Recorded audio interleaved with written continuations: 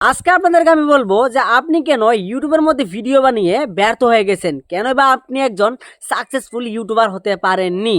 আজকের এই ভিডিওটা যদি আপনি কন্টিনিউ দেখেন তাহলে কিন্তু আপনার ভুলগুলো আপনি ধরতে পারবেন, যেগুলো ভুল করার কারণে আপনি কিন্তু ইউটিউব ক্যারিয়ারের মধ্যে কিন্তু ভালো একটা কিছু করতে পারছেন না। ইউটিউবের মধ্যে ভিডিও আপলোড করেও কিন্তু আপনি কিন্তু কোনো ধরনের সাকসেস পাচ্ছেন না। তো আপনাদেরকে আমি যে কথাটা বলবো যে আপনি যদি ইউটিউবের মধ্যে সাকসেস পেতে চান, সেই ক্ষেত্রে কিন্তু আপনাদের যে বস্তুটা লাগবে, প্রথম কথা হচ্ছে গিয়ে যে তোমাদের ধৈর্য যদি ঠিক না থাকে তাহলে কিন্তু আপনি কিছুতেই কিন্তু ভালো ইউটিউবার হতে পারবেন না। তো এখন আপনি প্রশ্ন করবেন যে ভাই কত পার্সেন্ট ধৈর্য থাকতে হবে আর কি ধরনের ধৈর্য। হ্যাঁ, আপনাদেরকে আমি বলবো যে কত পার্সেন্ট ধৈর্য থাকা লাগবে এবং কি ধৈর্য ধরা লাগবে।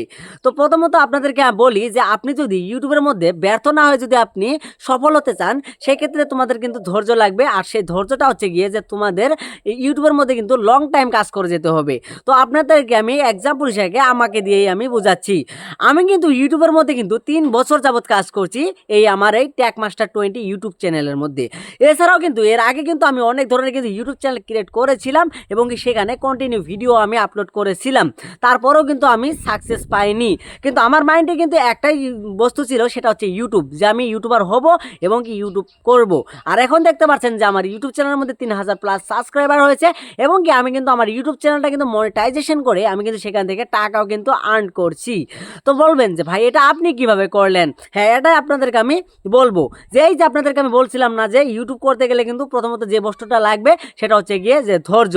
যদি তোমরা ধৈর্য ঠিকভাবে করতে পারো তাহলে কিন্তু তোমাদের ভিডিওর মধ্যে কিন্তু ভিউজ আসবে এবং আপনি ইউটিউবের মধ্যে সফল হতে পারবেন। তো প্রথমত আমি আপনাদেরকে আমি বলি যে আমি যখন ইউটিউবের মধ্যে ভিডিও বানিয়েছিলাম তখন কিন্তু আমাদের ভিডিওর মধ্যে কিন্তু ভিউজ হতো না। আমার ভিডিওর মধ্যে কিন্তু এই 10 থেকে 5টা ভিউজ এসে কিন্তু আমার ভিডিও কিন্তু ভিউজ থেমে যেত। তারপরে আমি কি করি, কন্টিনিউ কাজ করতে থাকি। আমার একটাই মাইন্ড যে আমি ইউটিউবের মধ্যে ভালো কিছু একটা করব। তো আপনিও কি করবেন, আজ থেকে চ্যালেঞ্জ নিন যে আমি ইউটিউবের মধ্যে কিছু একটা করব। তাই দীর্ঘ টাইম ধরে আপনি কাজ করে যান। সেই ক্ষেত্রে ইউটিউব অ্যালগরিদম যখন বোঝে নেবে যে আপনার কন্টিনিউটা ঠিক রয়েছে, সেই ক্ষেত্রে কিন্তু আপনাদের ভিডিওর মধ্যে ভিউজ হবে।